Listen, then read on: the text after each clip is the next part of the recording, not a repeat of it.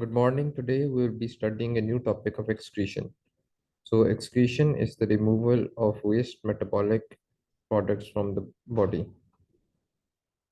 Now, they can be from the lungs in the form of CO2 or from the kidneys in the form of urea and the salts and the toxins in the urine. So, now we will be studying more on the kidneys in this chapter. We studied about the excretory products in the lungs in the chapter of respiration. So now you have to know the anatomy of the kidney pretty well for this chapter.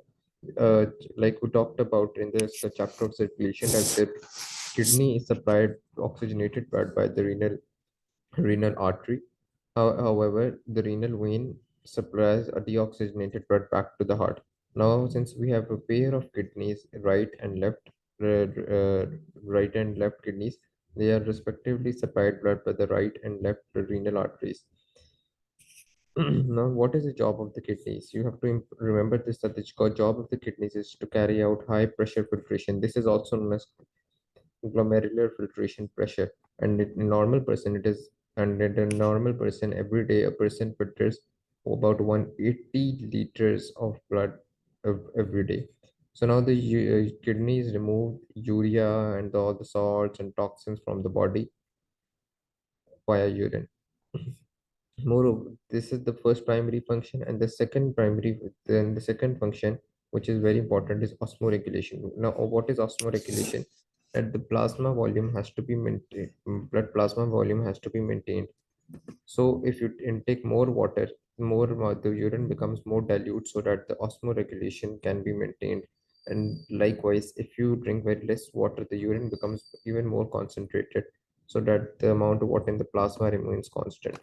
So it can be defined that osmoregulation can be achieved by the removal or retention of water, or by the removal or retention of ions. As I told you that in when you drink less water, concentrated urine is formed, which gives a very dark yellow color.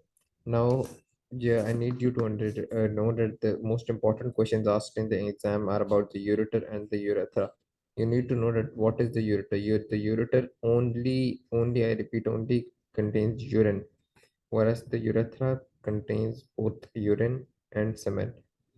Now, this is the function. Now we need to know the anatomy as well. That the ureter connects the kidney to the urinary bladder, and the urethra connects the urinary bladder to the outside.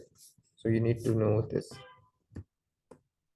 Now, the most important procedure is that we know that a person can survive on one kidney as he has two kidneys. However, if both kidneys are failed, either person needs organ transplantation, or he can only live a life beyond dialysis. Now, a life with dialysis is significantly reduced to about 10 to 20 years only.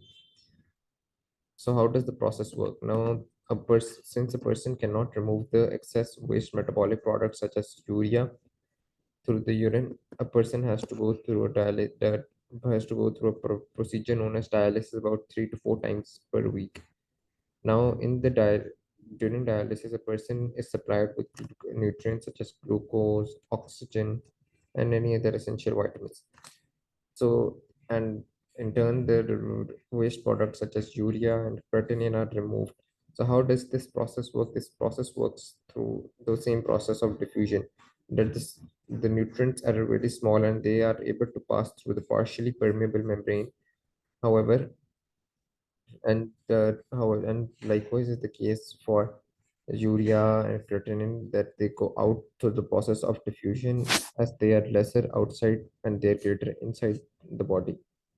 However, larger molecules which the body needs, such as proteins, albumin, which are essential colloid particles and may help to maintain the osmotic potential, they cannot be removed, because the permeable membrane only allows small molecules to pass through, and it does not allow large molecules to pass through, thereby maintaining the osmotic pressure. Thank you.